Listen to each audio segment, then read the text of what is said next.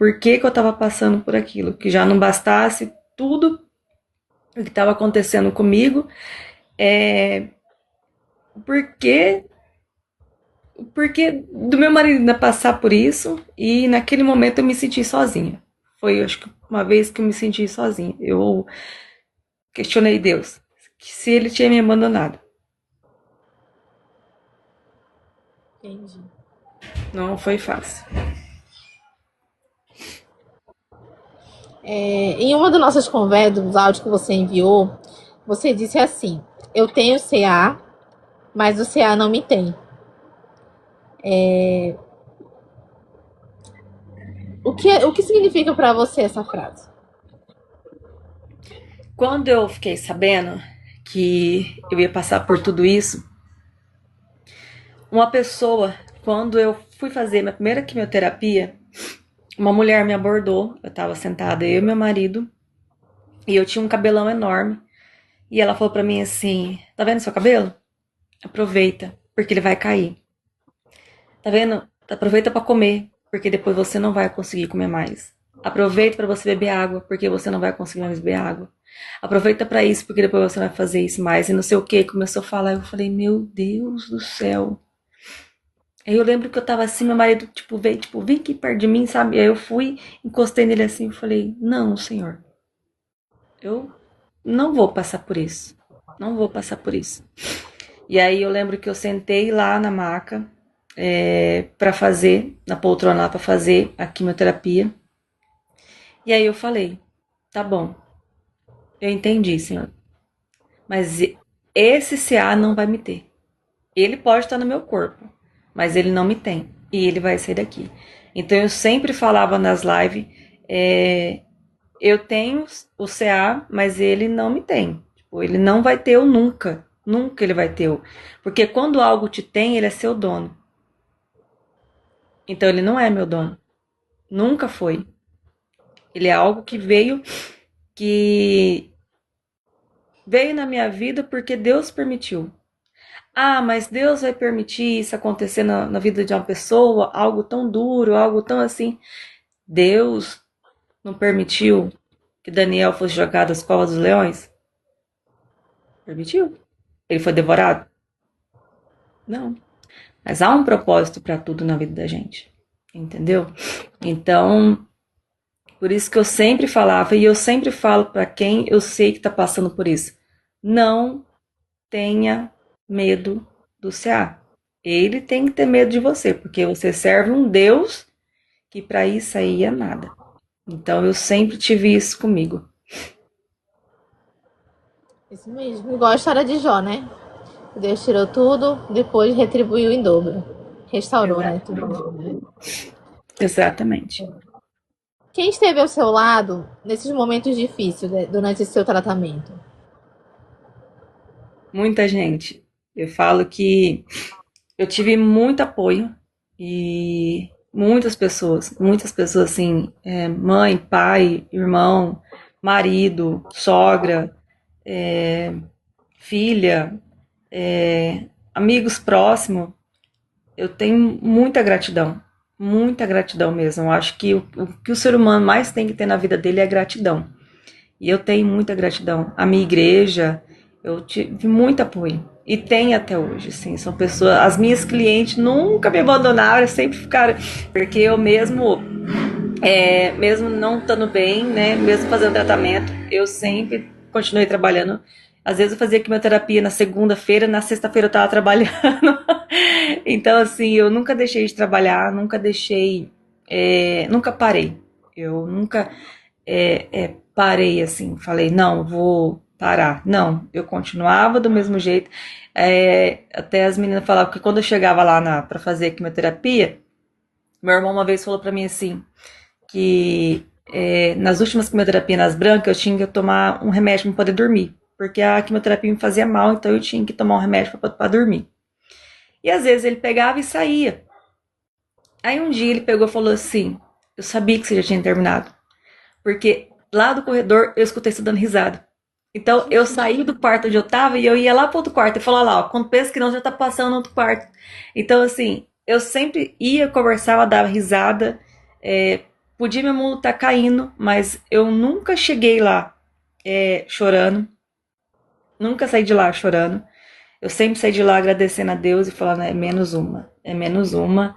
Então, assim, eu sou muito grata às meninas também, porque ela sabe que eu sempre já chorei, porque a gente perde muitas veias, a gente não tem veia quando a gente faz quimioterapia, elas realmente secam as nossas veias.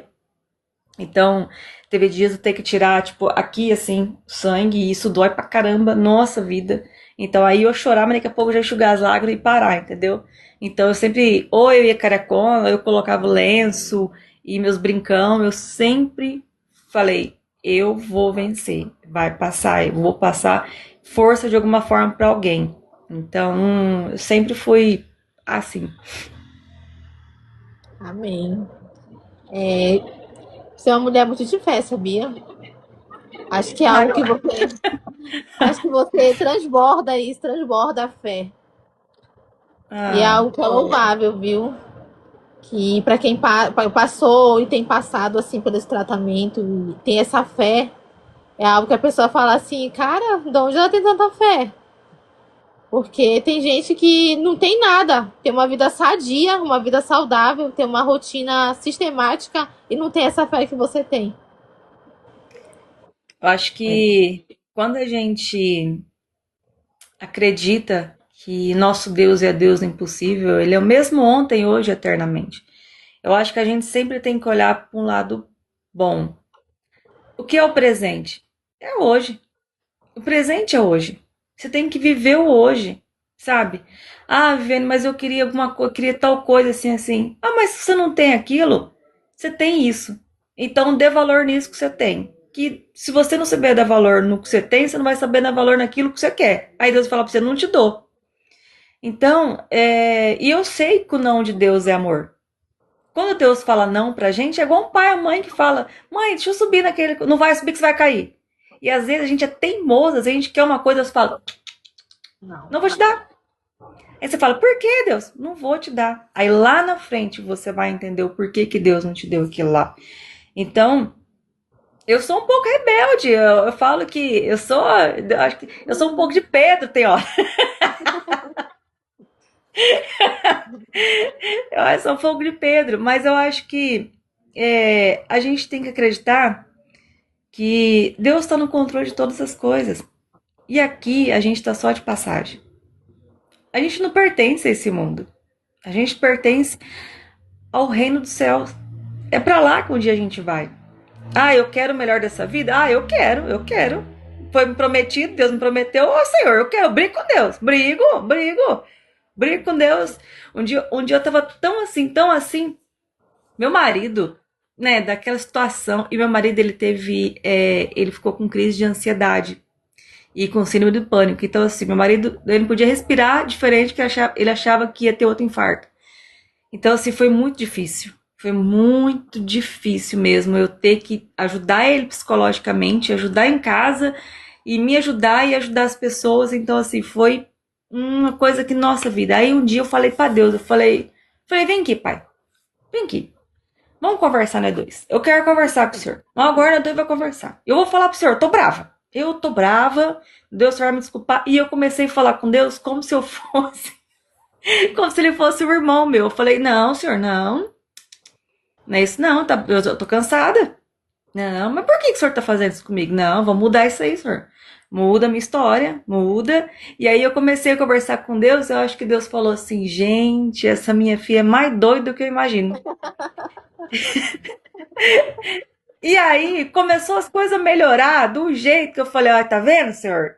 E é assim, eu acho que a gente tem essa intimidade com Deus, de você falar pra Deus, senhor, senta aqui do meu lado.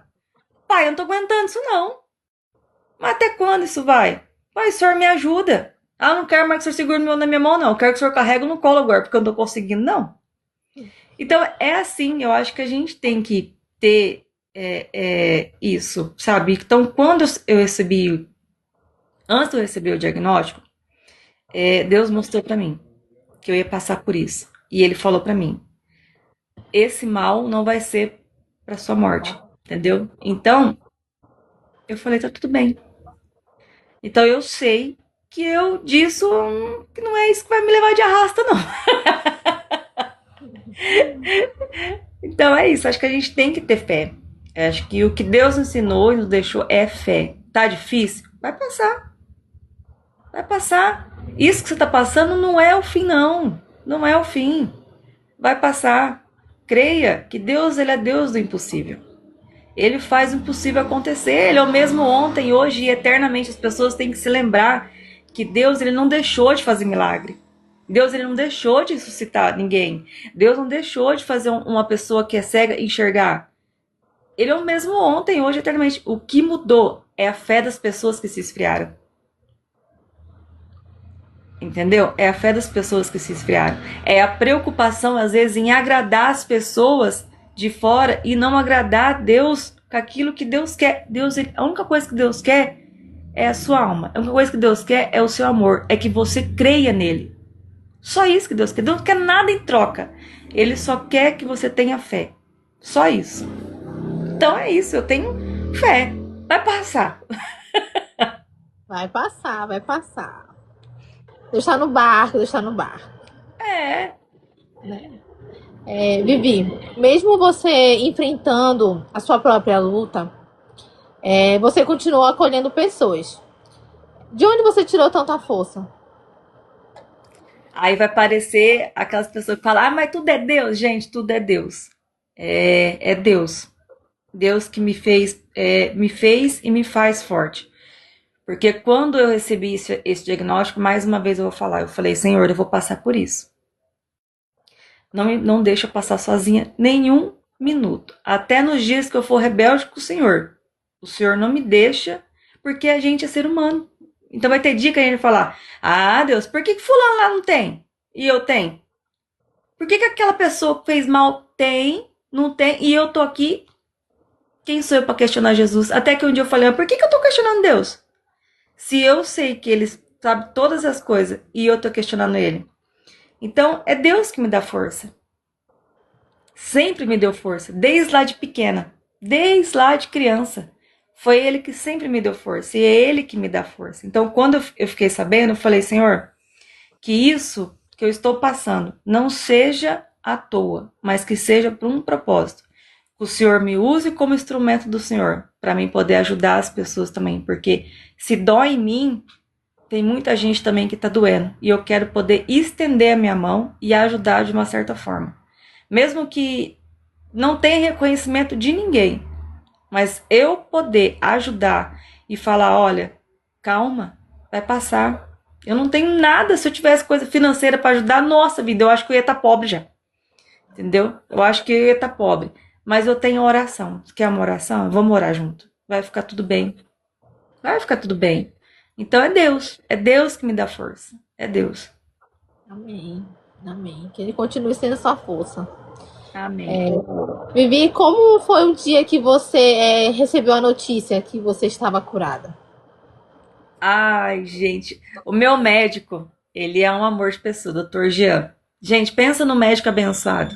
Mas ele é muito abençoado. Quando eu fazia live, e um dia eu cheguei no hospital e falou assim: aí, ó, como é que ele falou pra mim? Ai, eu esqueci, tipo, não foi a famosa. Ah, uma coisa assim, sabe? Ele falou, porque eu chegava lá e eu conversava com todo mundo. Então todo mundo tava conversando.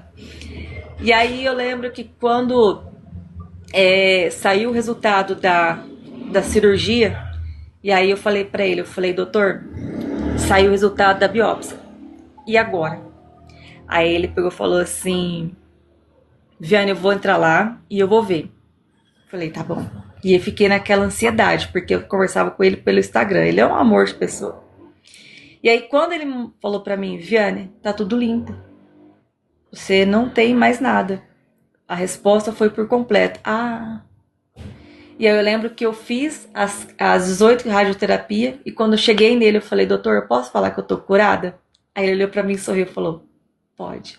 Aí eu falei, então eu tô curada, doutor? Ele falou, você tá curado, velho. Então aquilo pra mim, eu saí, sorriso aqui, assim, ó, pra todo mundo, abraçando todo mundo lá no hospital e falando, eu tô curada.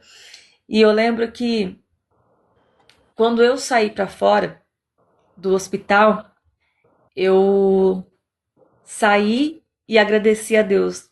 Do primeiro dia que eu entrei lá com medo, e eu saí de lá curada.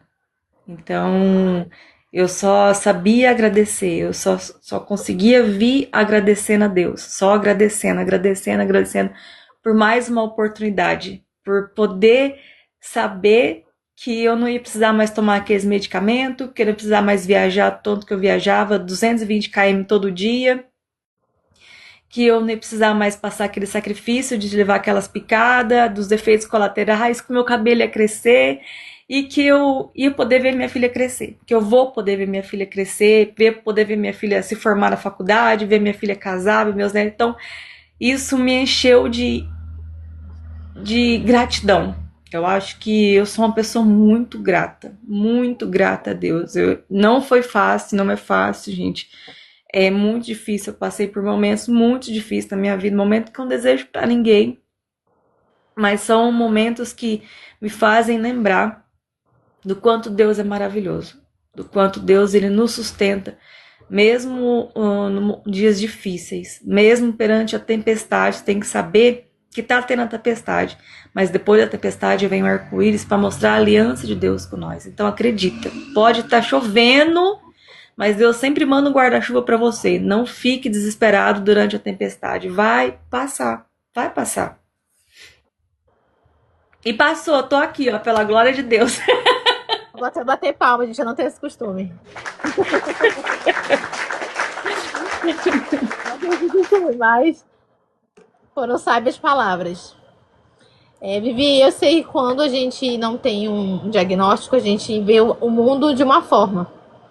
E depois que a gente recebe um diagnóstico, a gente vê o mundo, acho que de outra forma. Totalmente. O que você via antes e depois do diagnóstico? Assim, como você via o mundo, a vida? Olha, de verdade, eu era muito materialista. Mas não na parte de ser materialista com as pessoas. De, sabe assim? Não. Materialista de comprar, de querer, porque eu quero não sei o quê, porque eu quero comprar joia, porque eu quero comprar isso, porque eu quero não sei o quê, porque eu quero. Nananana, sabe? Comprar. E aí, quando eu me vi assim, eu falei: pra quê? Ah, que loucura! Se mata de trabalhar, se mata de fazer as coisas, vai ficar comprando as coisas. Pra quê, meu Deus do céu? Que futilidade! Que futilidade! E aí eu comecei a ver que a vida não é só você querer comprar e você querer ter algo. Porque às vezes a gente quer ter alguma coisa, não é só pela gente ter. Às vezes a gente quer ter alguma coisa pra gente mostrar pras pessoas que a gente tem. O ser humano é assim. É duro a gente falar, mas é a realidade. Às vezes a gente compra um carro novo. Primeira coisa que a gente faz de comprar um carro novo. Você vai orar pra Deus e agradecer? Ha! Você Difícil. vai mostrar pros outros que você comprou. É do ser humano. É do ser humano. Então, quando eu descobri, quando eu tive esse diagnóstico, eu comecei a dar valor nas coisas que eu não dava tanto valor. Eu não dava valor em beber um copo d'água. Gente, beber água é a coisa mais gostosa do mundo. Quando você não pode beber água, a água tem gosto de ferro. A água te dá choque na boca.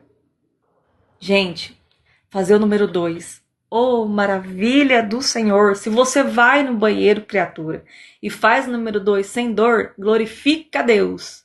Porque a pior coisa que tem no mundo é você querer evacuar e você não conseguir. Aquilo parecer, ó, perdão a palavra, parece que tá saindo um abacaxi. Entendeu? Te rasgando. Então, são coisas pequenas que eu não dava valor. Em beber água, em comer, em tomar um refrigerante. Eu fiquei 9 anos sem tomar um refrigerante. Primeira vez que eu fiquei sabendo que tava doente, fui lá, comprei refrigerante e tomei. Fiquei 9 anos. Eu falei, 9 anos sem tomar refrigerante? Pois agora que eu vou tomar. Fui lá, comprei refrigerante. Viviane, não pode tomar, Viviane. Eu falei, minha filha comia tudo que falava pra mim. Viviane, não pode comer durante a quimioterapia. Comia tudo. Vou comer. Vou passar vontade? Não.